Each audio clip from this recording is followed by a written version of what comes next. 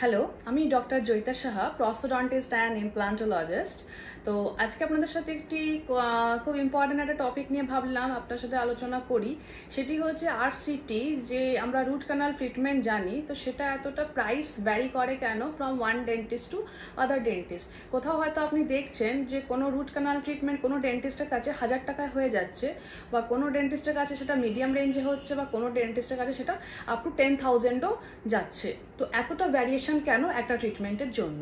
তো চলুন এটা নিয়ে একটু আলোচনা করা যাক। আর এটা খুব একটা মেইন ইম্পর্টেন্ট কারণ। আমি এটা একটু এলাবোরেটলি সব পেশেন্টের সাথে তো সবসময় ক্লিনিক্যাল প্র্যাকটিসে সবার সাথে আলোচনা করতে পারি না। এটা খুব ফ্রিকুয়েন্টলি আস্ক কোয়েশ্চেন, বা অনেক সময় অনেক পেশেন্টরা জিজ্ঞেস করতে পারছে না, but they are mentally confused যে এতটা ভ্যারিয়েশন হচ্ছে কেন। তো ভাবলাম এটা একটা খুব ভালো প্ল্যাটফর্ম আপনাদের সাথে সেটা আলোচনা করবার। তো চলুন শুরু করা যাক। তো ফার্স্ট অ্যান্ড ফরমোস্ট, আপনি যদি কখনো দেখছেন যে কোনো ডেন্টিস্ট খুব সস্তায় বা খুব চিপে আরসিটি করছে, তো একটা বড় কারণ যেটা ফার্স্ট ইম্পর্টেন্ট যেটা হতে পারে সেটা হচ্ছে আপনার যে ডেন্টিস্ট যিনি আপনাকে অনেক চিপে আরসিটিটা করে দিচ্ছে, actually he is not qualified for dentistry. তো হয়তো তার কাছে সে ডিগ্রিটাই নেই, he is not having the degree, but still he is doing the practice. তো সেই কারণে অনেক কম খরচে আপনার সেটা আরসিটিটা ও করে দিতে পারছে। তো এটা একটা ওয়ান অফ দ্য রিজন হতে পারে। নাম্বার 2, আমরা জানি আরসিটি এখন মডার্ন টেকনোলজিতে অনেক অ্যাডভান্স হয়ে গেছে। তো আরসিটি বেসিক্যালি 3 ধরনের সিস্টেমে হয়। এক হচ্ছে হ্যান্ড ফাইল, মানে ওখানে হ্যান্ড ফাইলিং ইউজ হচ্ছে, আপনার যে দাঁতটা আছে ওই হ্যান্ড ফাইল ইউজ হচ্ছে, ওখানে ক্যানালসগুলো জাস্ট অ্যাক্সেস করা হচ্ছে, ক্লিন করছে, ইরিগেট করে অবচুরেট করে দিচ্ছে। তো এখানে কোনো মেশিন কম্পিউটারাইজড কিচ্ছু হচ্ছে না, জাস্ট হ্যান্ড ফাইলিং করা হচ্ছে। তো হ্যান্ড ফাইল সিস্টেম ইউজ করলে অবভিয়াসলি কস্টটা অনেক কম হয়ে যাবে, কারণ এখানে অন্য কোনো মেশিনপত্র ইউজ করা হচ্ছে না। সেই ক্ষেত্রে আপনার কস্টিংটা অনেক কমে যাবে। এরপরে সেকেন্ড হচ্ছে কম্পিউটারাইজ রোটারি সিস্টেম, মানে আপনার এখানে রোটারি ফাইল ইউজ হচ্ছে। রোটারি ফাইলে আবার ফাইলেরও সিস্টেম আছে, কেমন ধরনের ফাইল ইউজ হচ্ছে, লো রেঞ্জের ফাইলিং ইউজ হচ্ছে কিনা, মিডিয়াম রেঞ্জের হচ্ছে কিনা, top end file system use হচ্ছে কিনা, এটার পরে ডিপেন্ড করছে। এবার কম্পিউটারাইজ আরভিজি হচ্ছে কিনা, বা নর্মাল এক্সরে করে করছে কিনা, সেটার পরে ডিপেন্ড করছে। আবার যে মুখের ভিতরে যখন আপনার আরসিটিটা হচ্ছে সেখানে রাবার ডাম আইসোলেশন করা হচ্ছে, কন্টামিনেশনটা স্যালাইভার অ্যাভয়েড করা হচ্ছে, আল্ট্রাসনিক অ্যাক্টিভেশন করা হচ্ছে, আল্ট্রাসনিক ইরিগেশন করা হচ্ছে। তারপরে আপনার যে ক্যানালসগুলোকে অবচুরেট করা হবে, সেই ক্যানালসে কোন টেকনিক অবজারভেশন অ্যাপ্লাই করা হচ্ছে, এইগুলোর পরে অনেক কিছু ডিপেন্ড করছে। আপনার যে মুখের ভিতরে যে মেটেরিয়ালগুলো ইউজ হচ্ছে, যে সিলেন্ট ইউজ করা হচ্ছে, বা যে মেটেরিয়ালগুলো ইউজ হচ্ছে আপনার আরসিটি করবার সময়, সেগুলো কোন মেটেরিয়াল ইউজ হচ্ছে, যেটা খুব বড় একটা রোল প্লে করছে আপনার আরসিটি। কারণ আমরা মেটেরিয়াল যেগুলো ইউজ করি সেটা দেখছি অনেক লো রেঞ্জের মেটেরিয়াল ইউজ হয়, অনেক সময় মিডিয়াম রেঞ্জের ইউজ করে, অনেকে আবার খুব টপ এন্ড, অনেক ডেন্টিস্টরা top end best branded best মেটেরিয়ালই ইউজ করছে। তো অবভিয়াসলি প্রাইসটা সেই কারণে অনেকটা ভ্যারি করবে। এটাই হচ্ছে one of the very important reason আপনার আরসিটির রেঞ্জেসটা অনেক এক জায়গা থেকে আরেক জায়গায় ভ্যারি করছে। এই কারণে একটা সাধারণ একটা এক্সাম্পল দিই। ভাবুন আপনি একটা নন ব্র্যান্ডেড জিন্স পরছেন, একটা নর্মাল লোকাল জিন্স, একটা ব্র্যান্ডেড হাই জিন্স পরছেন। তো পার্থক্যটা তো সেখানে চলে আসছে, ওর লংজিভিটি, ওর ফিটিংস, অনেক কিছু ডিপেন্ড করছে।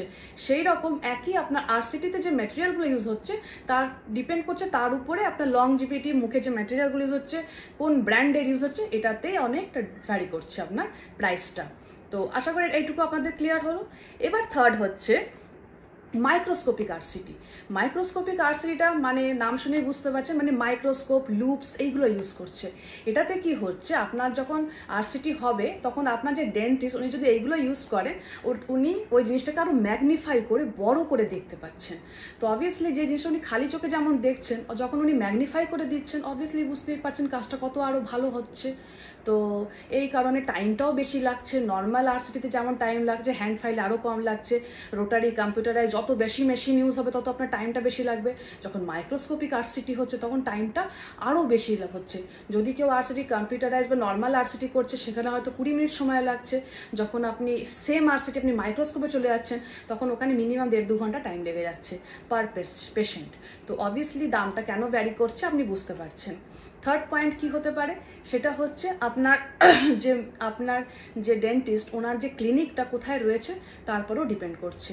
ধরুন আপনার যে ডেন্টিস্ট ওনার ক্লিনিকটা অনেক রুরাল এরিয়া, মানে গ্রামে গঞ্জে যদি আছে, তাহলে ওই দামটা একটু কমে যাবে আরসিটি। যখন উনি আরবান বা সেমি আরবান তখন অবভিয়াসলি দামটা বাড়বে। যখন আপনার ডেন্টিস্টের ক্লিনিক মেট্রোপলিটন সিটিজে রয়েছে তখন দামটা আরও বেড়ে যাচ্ছে। এরপরেও কস্টিংটা অনেক ডিপেন্ড করছে। তো এইটাই হচ্ছে main one of the some reasons কেন আরসিটির প্রাইস রেঞ্জটা একটা ডেন্টিস্ট থেকে আরেকটা ডেন্টিস্টে ডিপেন্ড করছে। আর আরেকটা পয়েন্ট হচ্ছে, এবার আপনি যার কাছে আরসিটিটা করছেন ও আপনার যে ডেন্টিস্ট উনি কি, মানে ওনার কোয়ালিফিকেশনটা কি, আইদার উনি বিডিএস হলে উনি ইন জেনারেল ডেন্টিস্টে সবই প্র্যাকটিস করছে, অথবা উনি কি এমডিএস কিনা।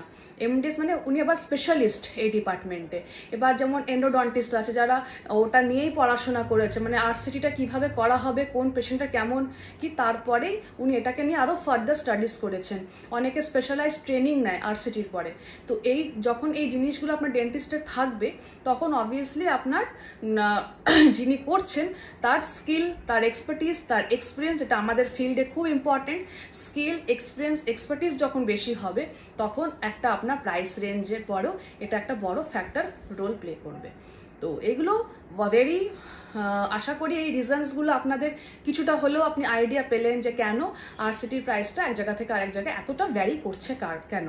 তো যেটা আমার মনে হয় যে আপনি তো একটা দাঁতে একবারই আরসিটি করবেন, এটা তো আর ড্রেস নয় যে আজকে ড্রেসটা পরলাম, খুলে ফেললাম, চেঞ্জ করে অন্য ড্রেস পরে নিলাম।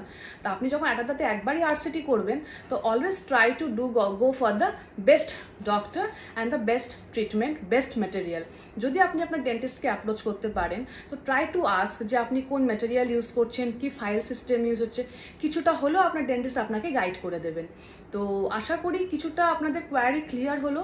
যদি কিছু আপনার মনে হয় আমি কোনো পয়েন্ট মিস করে গিয়ে থাকি তো আপনারা কমেন্ট করবেন, জানাবেন, বা যদি কিছু আরও যদি জানার কোনো কোয়ারি থাকে অবশ্যই জানাবেন। আমি ট্রাই করব আপনাদের কোয়ারিটা ক্লিয়ার আউট করার।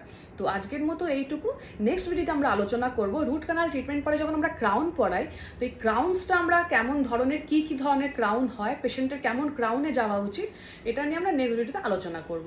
তো আজকের মতো এইটুকুই, দেখা হবে নেক্সট ভিডিওতে। ততদিন সুস্থ থাকুন, ভালো থাকুন।